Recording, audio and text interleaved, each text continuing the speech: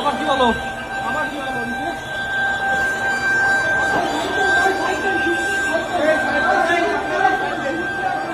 BNP সরকার ৮ দিন হাসপাতালের licence বাতিল করেছে, মহা বিশাল হেডমের কাজ করে ফেলিছে। কি অবস্থা দেখিছেন তো? আমাদের সময় দেন, আমরা বাচ্চাগুলো রিকভার করি, তারপর আপনারা ব্যবস্থা নেন। এটা গরিবের হসপিটাল তো, এই জন্য এরা লাইসেন্স বাতিল করা হয়েছে, আর কোনো কিছু না। আমার জন্য এতগুলো বাচ্চা মারা যাইতেছে, ওখানে কোনো তদন্ত নাই। কেন ভ্যাকসিন করার তদন্ত নাই? হ্যাঁ, তাহলে এখানে এটা দূর করে না করছে, তার জন্য আরো পানিশমেন্ট আছে। একটা হসপিটাল বন্ধ করে দিল, কি আছে না এখানে? এখানে যে সুযোগ সুবিধাগুলো পাচ্ছি অন্য কোথাও পাবো না। আর সবচেয়ে বড় কথা হচ্ছে আমার বাচ্চার যে রোগ, এই রোগের অন্য হসপিটাল আছে, এই রোগ কি সেটাই জানে না। আমাদের বাচ্চা নিয়ে আমরা বের হয়ে যেতাম, লাইসেন্স বন্ধ হয়ে গেছে, এখন আমরা কোথায় যাবো আপনারা বলেন? স্বাস্থ্যমন্ত্রীর কাছে আমাদের অনুরোধ, আমরা কোথায় যাবো বাচ্চাগুলো নিয়ে? আমার বাচ্চার রিপোর্ট 2 দিন সময় লাগবে, ব্লাড কালচারের রিপোর্ট আছে, তাই না? এখন আমি এই বাচ্চার এই কালচারের রিপোর্ট যদি না কমে, তার ইনফেকশনের পরিমাণ না কমে, আমি অন্য কোথাও নিয়ে আবার রেফার করলে আবার টানহাইসরা। প্রত্যেকটা বাচ্চার ভিতরে একই সমস্যা, কারণ আমরা গার্জিয়ান, আমরা ভিতরে ঢুকতেছি প্রতিনিয়ত, জানতেছি এরকম করা উচিত না। আমার একটা আপাতত কথা এতটুকুর ভিতরে আপনারা স্বাস্থ্য মন্ত্রণালয়ের কথাগুলো পৌঁছান যে এত শর্ট টাইমে এটা সম্ভব না করা। আমার জামাই চটপটি বেছে, আমার মায়ের মনে করেন রক্ত কম, আজকে অপারেশন করার কথা ছিল, অনেক ফিরা সাদা রক্ত কিনবেন না। অপারেশন আমি মনে করেন শনিবার ডেট করছে, 60,000 টাকার মতন আমার গেছে গা। ধরেন শরীরপুর জাজি রাখতে নাইছি, ওখান যদি আমার যাইতে হয় গা, তাহলে আমি ওই মাইয়ার নিয়ে আর জামাই বেছে চটপটি, আমি কই টাকা পাই? টাকা কই পাই? ওই হাসপাতালে তো রোগীরা চিকিৎসা নিতেছিল, মরণাপন্ন রোগীরা ছিল, আইসিইউতে রোগীরা ছিল, পোস্ট অপারেটিভে রোগীরা ছিল, কিছুক্ষণ আগে যাদের সার্জারি হয়েছে, সেই সব রোগীরা কি ভয়াবহ সমস্যায় পড়েছে দেখেন। এই লাইসেন্স বাতিলের নোটিশ কখন দেওয়া হয়েছে জানেন? বৃহস্পতিবার কার্য দিবসের শেষ সময়, যেন কোনো আইনি ব্যবস্থা না নেওয়া যায়। কেমন জাউরামো দেখেন। জাউরামোর ইচ্ছা না থাকলে তো কেউ বাইসা বাইসা সাপ্তাহিক ছুটির আগের মুহূর্তে এই কাম করে না। তো এই জাউরামো কেন? কারণ সরকার গেছে পাগল হইয়া। এটা কথা মনে করাই দিই, আন্তর্জাতিক অপরাধ ট্রাইব্যুনালের নামে বিচারিক হত্যাকাণ্ড বাস্তবায়নের প্রক্রিয়া যখন আগায় চলতেছিল, তখন আমার দেশ পত্রিকায় প্রকাশিত হয় স্কাইপ ক্যান্ডেল। এটা ছিল বিচারের নামে সেই সময় চলমান নাটক নিয়ে নিজামুল হক নাসিম এবং আহমেদ জিয়াউদ্দিনের স্কাইপ কথোপকথন। এই কথোপকথনে উঠে আসছিল জুডিশিয়াল মার্ডারের পরিকল্পনা বাস্তবায়নের পুরো চিত্র। ঠিক একইভাবে এখন বিএনপি সরকার পাগলা হইয়া গেছে। তারা যেভাবেই হোক রাজনৈতিক প্রতিপক্ষকে দৌড়ের উপরে রাখবে বলে পাগলের মতো যা ইচ্ছা তাই করতেছে। ইসলামী ব্যাংক খাইয়া দেওয়ার আওয়ামী তরিকা বিএনপি বাধ্য ছাত্রের মতো ফলো করতেছে। শুধু তাই না, আরো আকবারায় যত ইসলামের নামধাম আছে এরম সব প্রতিষ্ঠানের উপরে খড়গগ্রস্ত হয়েছে। তাদের ধারণা হয়েছে এই প্রতিষ্ঠানগুলো আসলে জামাতের প্রতিষ্ঠান, এগুলোরে সাইজ করলে জামাত সাইজ হয়ে যাবে। আমি যতটুকু জানছি এই সাজেশন বিএনপিকে দিচ্ছে ডিজিএফআই, আর সেই প্রেসক্রিপশনে চলতেছে বিএনপি। ডিজিএফআই এর প্রেসক্রিপশনে কাটার দিলে তো হেলিকপ্টারে পালাইতে হয়েছে, আবার বিএনপি সেই ডিজিএফআই এর প্রেসক্রিপশন ফলো করতেছে। কেন বিএনপি এটা বাধ্য ছাত্রের মতো ফলো করতেছে, এটা একটু বিস্তারিত বুঝতে দেখতে হবে। ৮ দিনের প্রসঙ্গে আবার ফিরে আসবো, কারণ পুরা বিষয়টার সাথে একটা গভীর রাজনৈতিক প্রশ্ন যুক্ত আছে। তাই পুরাটা না বুঝলে এই ৮ দিনের প্রবলেমটা, চিত্রটা, ইসলামী ব্যাংকের প্রবলেমটা পরিষ্কার হবে না। আসেন সেটা একটু বুঝে দেখি, একটু অন্য দিকে যাইতেছি। বিএনপিরে বোঝানো হয়েছে হাসিনা পতনের পরে বাংলাদেশে ইসলামপন্থার উত্থান হয়েছে, তুমি সামলাইতে পারবা না, তাই আওয়ামী বাম সব মিলা ইসলামপন্থীদের ঠেকাও, সবাই একসাথে নাও। সব গর্ত থেকে বাইরে হয়েছে। আওয়ামী লীগ নানা জায়গায় মিছিল করতেছে, ইন্ডিয়ান হাই কমিশনার বেনাপোল দিয়ে বুক ফুলায় ঢাকায় ঢুকায় কয় আমাদের অভিন্ন স্বপ্ন, আমরা একসাথে চলবো, আমরা একসাথে একটা কত বড় জাতি গোষ্ঠী হইতে পারি। কি কইছে তার মানে হইতেছে আমরা একটা দেশ হইয়া যাই। আমি একটাই কথা বলতে পারি, আমাদের যা পপুলেশন আছে 140 কোটি, আর ওতে আমি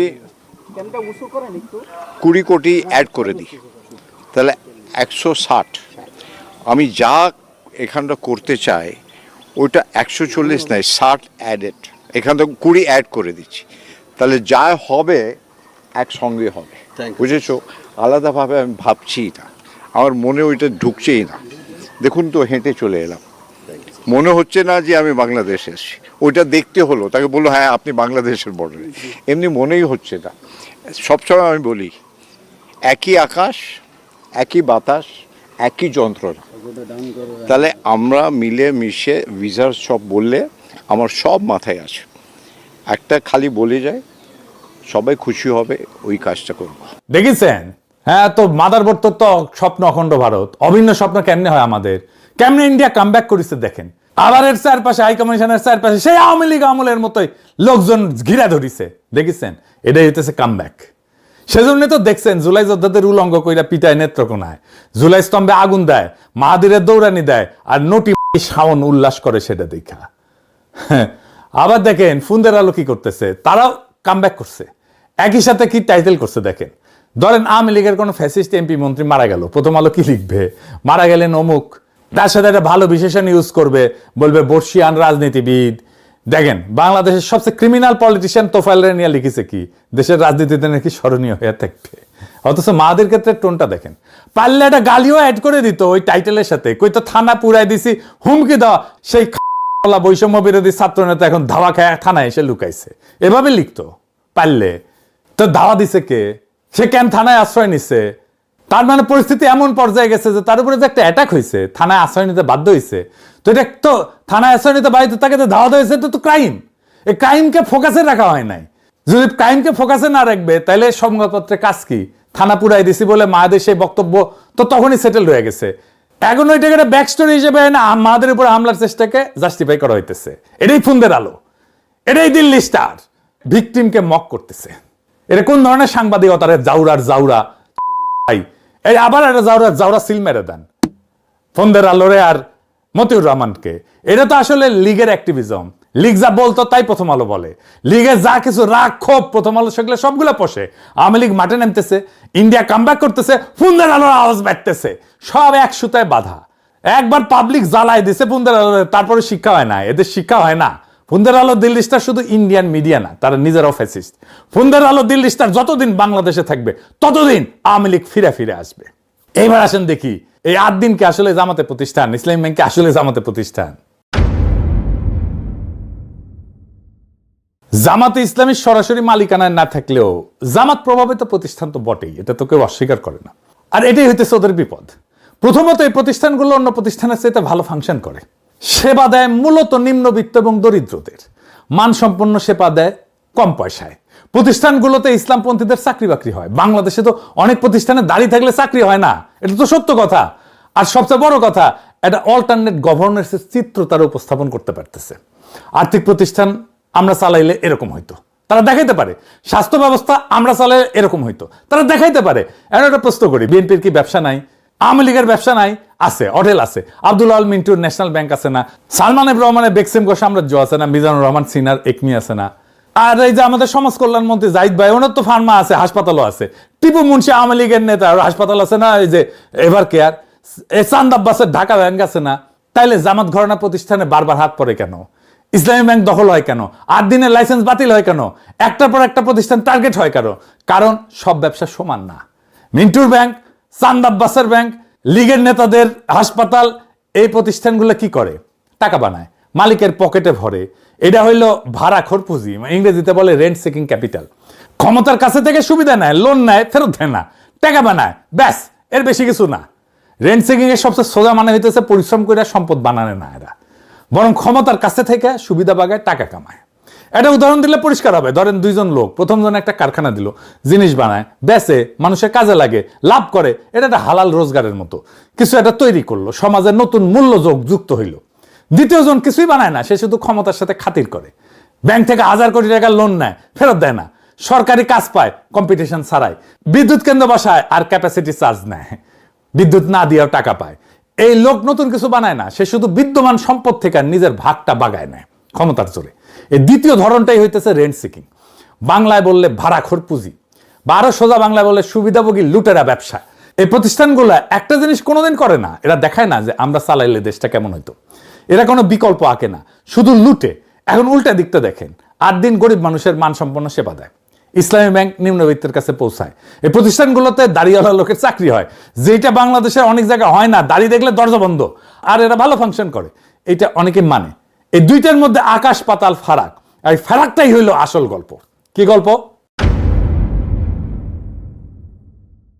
জামাত ঘরানা প্রতিষ্ঠান যখন গরিবের ভালো সেবা দেয়, ভালো চলে, তখন সেটার নিছক ব্যবসা থাকে না, সেটা একটা প্রস্তাব হয়ে দাঁড়ায়। প্রস্তাবটা কি? আর্থিক প্রতিষ্ঠান আমরা চালাইলে এমন হইতো, স্বাস্থ্য ব্যবস্থা আমরা চালাইলে এমন হইতো, সরকার আমরা চালাইলে এমন হইতো। বুঝতে পারতেছেন? এটা একটা বিকল্প শাসনের ছবি দেয়। ক্ষমতায় যাওয়ার আগেই প্রমাণ হাতে নিয়ে দাঁড়ায় আছে, দেখো আমরা পারি। আর এইটাই শাসকের জন্য সবচেয়ে বড় বিপদ। কারণ একজন শাসকের সবচেয়ে গভীর দাবিটা কি? আমি ছাড়া কেউ এই দেশটা চালাইতে পারবে না, বিকল্প নাই, তাই না? সবসময় হাসিনাও তাই, তারেক রহমানও তাই। এই প্রতিষ্ঠানগুলো ঠিক এই দাবিটার গায়ে হাত দেয়, জলজ্যান্ত প্রমাণ হয় বলে।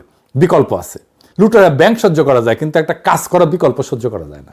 ইতালিয়া চিন্তক আন্তোনিও গ্রামসি একটা কথা বলছিলেন, রাষ্ট্র মানে খালি সরকার, পুলিশ, আদালত না। রাষ্ট্র মানে এইগুলোর সাথে আরেকটা জিনিস, সিভিল সোসাইটি, স্কুল, হাসপাতাল, ব্যাংক, সংগঠন, মসজিদ, মাদ্রাসা। ক্ষমতার টিকা থাকে এই প্রতিষ্ঠানগুলোর মধ্যে দিয়ে, মানুষের সম্মতি তৈরি করে এরা। গ্রামসি বলতেন, যদি কেউ ক্ষমতাকে চ্যালেঞ্জ করতে চায়, তাহলে তাকে একটা সিভিল প্রতিষ্ঠানগুলোর ভিতরে একটা পাল্টা শক্তি বানাইতে হবে। উনি নাম দিছিলেন কাউন্টার হেজিমনি, পাল্টা আধিপত্য। জামাত ঘরানা প্রতিষ্ঠানগুলো এইটা করতেছে, জানায় অথবা অজানায়, জেনে করুক আর না জেনে করুক। এরা একটা পাল্টা সিভিল সোসাইটি বানাইছে, রাষ্ট্রের অনুমতি ছাড়াই। এরা নিজের বৈধতা উৎপাদন করে, নিজের জনভিত্তি বানায়। এখন বুঝেন, শাসকের কাছে টিপু মুন্সির এভার কেয়ার কেন কোনো হুমকি না, সামিটের বিদ্যুৎ কেন্দ্র কেন কোনো হুমকি না, কেন সামিট টাকা পায়, আদানির বিদ্যুৎ কেন্দ্র কেন কোনো হুমকি না, সালমান রহমানের বেক্সিমকো কেন কোনো হুমকি না। ওইটা পাল্টা আধিপত্য বানায় না, কিন্তু আদ্দিন ইসলামী ব্যাংক এরা বানায়। এরা এই কারণেই টার্গেট, কারণ এই প্রতিষ্ঠানগুলো একটা কাজ করে, ক্ষমতায় যাওয়ার আগেই দেখায় দেয় ক্ষমতায় গেলে কি করবে। এটারে বলা যায় একটা পূর্বাভাস, ভবিষ্যতের একটা ছোট্ট নমুনা, আজকে হাতে নাতে দেখানো। রাষ্ট্রের ভেতরেই যেন একটা ছোট বিকল্প রাষ্ট্রের বীজ। শাসক এইটাকে দেখে অস্তিত্বের প্রতি হুমকি হিসাবে, কারণ এটা স্রেফ কথা না, এটা প্রমাণ। প্রমাণের বিরুদ্ধে তর্ক তো চলে না। তাহলে তারা এগুলো ভাঙবে কিভাবে? শাসক যদি এই প্রতিষ্ঠানগুলো আদর্শ দিয়ে হারাইতে না পারে, কারণ সেবা ভালো, মানুষ পছন্দ করে, তাইলে হারাবে কিভাবে? আইন দিয়া, প্রশাসন দিয়া, লাইসেন্স বাতিল করিয়া, বোর্ড দখল করিয়া, অনিয়ম পাওয়া গেছে বলে তদন্ত বসাও, বাংলাদেশ ব্যাংক দিয়ে বোর্ড ভেঙে দাও, স্বাস্থ্য অধিদপ্তরকে দিয়ে লাইসেন্স বাতিল করো। কিন্তু আসল লক্ষ্য কি? প্রতিষ্ঠান না, আসল লক্ষ্য প্রতিষ্ঠানটা যে বিকল্প শাসনের ছবি আঁকতেছিল, সেই ছবিটা মুছে দেওয়া। আসল কাজ ওই দেখায় দেওয়ার ক্ষমতাটা নিভায় দেওয়া, যাতে কেউ আর কোনোদিন বলতে না পারে ওদের হাতে দিলে তো ভালো হইতো, ভালো চলতো, দেশটা ভালো চলতো। এইটারে দুনিয়ায় বলে লফেয়ার, ওয়ারফেয়ারের মতো। আইনকে অস্ত্র বানানো, সরাসরি নিষিদ্ধ করে না, গুলি করে না, বৈধতার মুখোশ পরে আইন প্রশাসন দিয়া প্রতিপক্ষকে নিঃশেষ করে দেয়। রাশিয়ার পুতিন এই যে খোদরকোভস্কির তেল কোম্পানি কর মামলায় ফেলায় দেউলিয়া করে দিছিল, নাই করে দিছে। তুরস্কের দোকানও গুলেন ঘরানার ব্যাংক, হাসপাতাল, স্কুল হাজারে হাজারে বাজেয়াপ্ত করছে। ইন্ডিয়াতে অ্যামনেস্টির অ্যাকাউন্ট জব্দ করিয়া তারাই দিচ্ছে অ্যামনেস্টি ইন্টারন্যাশনালকে। একই খেলা। আর বাংলাদেশেও সে একই খেলা চলতেছে। জামাত ঘরানা প্রতিষ্ঠানের বিপদটা তাদের টাকায় না, বিপদটা তাদের বৈধতায়। এরা রাষ্ট্রের পাশে দাঁড়ায় একটা পাল্টা শাসনের জলজ্যান্ত প্রমাণ দেখায়। আর ঠিক এই কারণে এদের ভাঙা হয়। ভাঙা হয় বাজারে না, ভাঙা হয় আইন আর প্রশাসনের অস্ত্রে। লীগের লুটেরা ব্যাংক টিকা থাকে, কারণ ওইটা কোনো বিকল্পের ছবি দেয় না। আর আদ্দিন ইসলামী ব্যাংক এরা ছবি দেয়, আর যে ছবি দেয় সেই ছবিটাই মুছতে হয়। এটা মাথায় রাখলে, আর এটা প্রত্যেকটা লাইসেন্স বাতিল, প্রত্যেকটা বোর্ড দখল, ব্যাংক দখল, এটার মানে বুঝতে পারবেন। প্রশ্নটা এটা না যে অনিয়ম হয়েছে কিনা, প্রশ্নটা সবসময় এইটাই যে প্রতিষ্ঠানকে একটা বিকল্পের স্বপ্ন দেখায় কিনা। দেখাইলে শেষ। বহুত হ্যাদম দেখাইছেন। হ্যাঁ, আসেন দেখাই। এই বাচ্চা মেয়েটা 250 টাকায় ডায়ালাইসিস পাইতো, সেটা বন্ধ করে দিচ্ছেন। আমার নাম ফাহিমা, বাড়ি মাগুরা। এই কিডনির সমস্যা ছোটবেলার থেকে। পিজি হসপিটালে হয়েছে 7 মাস মতো, সপ্তাহে 2 দিন। না, এখানে কোনো সমস্যা নেই। এটা আমাদের পেশেন্ট, এর নাম ফাহিমা, এর বাসা মাগুরা, এর বয়স 14 বছর। আমাদের এখানে গত বছর 2025 সালের 14ই আগস্ট থেকে আমাদের এখানে ডায়ালাইসিস পাচ্ছে। রেগুলার ডায়ালাইসিসে আসে সপ্তাহে 2 দিন। এই পেশেন্ট আমাদের এখানে, আমাদের দরিদ্র একটা ফান্ড আছে 250 টাকা, সেই 250 টাকায় ডায়ালাইসিস পাচ্ছে। দেখেছেন, বহুত হ্যাডম আপনাদের। এরকম 15,000 ডায়ালাইসিস রোগী চিকিৎসা পাইতেছিল এই 8 দিনে। আসিলেন হ্যাডমালা।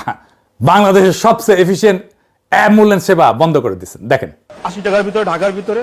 আমার আর আগেও একটা বেবি এখানে হয়েছে, আমি এখানে ভালো সেবা পাচ্ছি এবং এখন আমার বেবি হওয়ার জন্য নিয়ে আসছে। শুরুর দিকে এই সেবা ছিল একদম ফ্রি। জ্বালানি তেলের দাম বাড়ায় তা হয় 150 টাকা। এখন ঢাকার ভেতরে মাত্র 380 টাকায় মিলছে দ্রুততম মানবিক সেবা। দেখেছেন, আপনাদের প্রচুর অ্যাডম। ঢাকা শহরের দরিদ্র আর নিম্নবিত্তের মানসম্পন্ন হাসপাতাল বন্ধ করে দিয়েছেন। দেখেন কি বলে ওরা। আগামীতে আমি কোথায় যাব? আমার তো এত টাকা নাই ভাই, আমার প্রতিদিন লক্ষ লক্ষ টাকা ইনকাম নাই, আমি কোটিপতির সন্তান না, আমি কোথায় যাবো আমার বাচ্চাকে নিয়ে সেটা বলেন। ওই বাচ্চা যদি মারা যায় সরকার কি দেবে? কি দেবে ওই বাচ্চার বাবা মাকে? আইসিইউ এনআইসিইউ তে একদিন 2 দিনের বাচ্চাও ভর্তি আছে, হঠাৎ করে যে লাইসেন্স বাতিল করে দিল, এই বাচ্চাগুলো এই পেশেন্টগুলো নিয়ে যাবে কোথায়?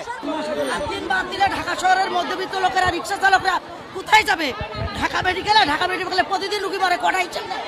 দেখেছেন? আর একটা দেখেন কি বলে। অনেক ডাক্তার আছে ওরা পকেটে টাকা দিয়ে পর্যন্ত চিকিৎসা করে, আমার বাচ্চারে কবির স্যার ওনার পকেটে টাকা দিয়ে চিকিৎসা করতেছে, আমি ড্রাইভার বহন করতে পারতেছি না, স্যার নিজে টাকা দিয়ে আমার বাচ্চা চিকিৎসা করে, কোথায় যাব? দেখেছেন? হ্যাঁ, আপনারা জিতছেন, এখন আপনারা জিতছেন, যান, আপনারা ফার্স্ট হয়েছেন। বহুত হ্যাডম আপনাদের। ক্ষমতায় থাকলে নিজেদেরকে অনেক হ্যাডোমালাই মনে হয়। হাসিনাও মনে করতো, সোহরাওয়ার্দীর বডিগার্ড নিজেও মনে করতো। এই হাসপাতাল অন্যায়ভাবে বন্ধ করাটা বিএনপির অন্ধকার ইতিহাসের সাথে যুক্ত হয়ে থাকবে। এই কাম কইরা কত মজলুমের অভিশাপ বদদোয়া কামাইছেন, তার ইয়ত্তা নাই। হ্যাডমের হিসাব বাদ দেন, শুধু একটা মুখ মনে রাখেন, ওই বাচ্চা মেয়েটার মুখ। তাই 2 বার যার শরীরের রক্ত মেশিনে শোধন হইতো 250 টাকায় মাত্র। আজকে যার সামনে শুধুই অন্ধকার, তার মা কাকে বলবে যে আমার মেয়েটারে বাঁচান? কোন অফিসের দরজায় গিয়ে বলবে? পোস্ট অপারেটিভ ওয়ার্ডে যে রোগীটা সবে অপারেশনের পর চোখ খুলছিল, তার এখন কোথায় নেওয়া হবে? আইসিইউ যে মানুষটা একটা শ্বাসের জন্য লড়তেছিল, তারপরে সেই শ্বাসটার দাম কে দেবে? এরা কেউ জামাত করে না, এরা কেউ বিএনপিও করে না, এরা শুধু গরিব। এদের একমাত্র অপরাধ, এরা গরিব হইয়া বাঁচতে চাইছিল। আর আপনারা বৃহস্পতিবার বিকালে ছুটির ঘন্টা বাজার আগেই একটা কাগজে সই কইরা তাদের সেই বাঁচার অধিকারটা কাইরা নিলেন। আপনারা ভাবতেছেন প্রতিষ্ঠান বন্ধ করছেন, জামাত সাইজ করছেন, বিকল্পের ছবি মুছছেন? না, আপনারা একটা মেশিন বন্ধ করেন নাই, আপনারা একটা মানুষের নিঃশ্বাস বন্ধ করছেন, আপনারা একটা ভবনে তালা দেন নাই, আপনারা হাজারটা পরিবারের শেষ ভরসার দরজায় তালা দিয়ে দিয়েছেন। ইতিহাস সব মনে রাখে। হাসিনা ভুলে গেছিল যে রক্তের হিসাব একদিন দিতে হয়। আপনারা ভুলে যেতেছেন, কিন্তু যেই মা আজকের রাতে তার সন্তানের জন্য কাঁদতেছে, যে রোগী আজকের রাতে বিনা চিকিৎসায় ছটফট করতেছে, তাদের চোখের পানি আসমানে গিয়া পৌঁছাইবে। আর মজলুমের সেই চোখের পানির সামনে দুনিয়ার কোনো হ্যাডম, দুনিয়ার কোনো ক্ষমতা, কোনো ডিজিএফ এর প্রেসক্রিপশন টিকে না। আপনারা ভাবছেন আপনারা জিতছেন, আসলে আপনারা শুধু একটা জিনিস কামাইছেন, অভিশাপ, মানুষের অভিশাপ, মজলুমের অভিশাপ। মজলুমের অভিশাপ কামানো মানুষ কোনোদিন জিতে না। আপনার একটা দুর্বল সরকার, দুর্বল সরকার ছায়া দেখে ভয় পান। সরকারকে বাঁচায় মানুষের ভালোবাসা, মানুষের সমর্থন, সেটাও হারাইতেছেন। নিজে চেষ্টা করে হারাইতেছেন, নিজের হাতে হারাইতেছেন।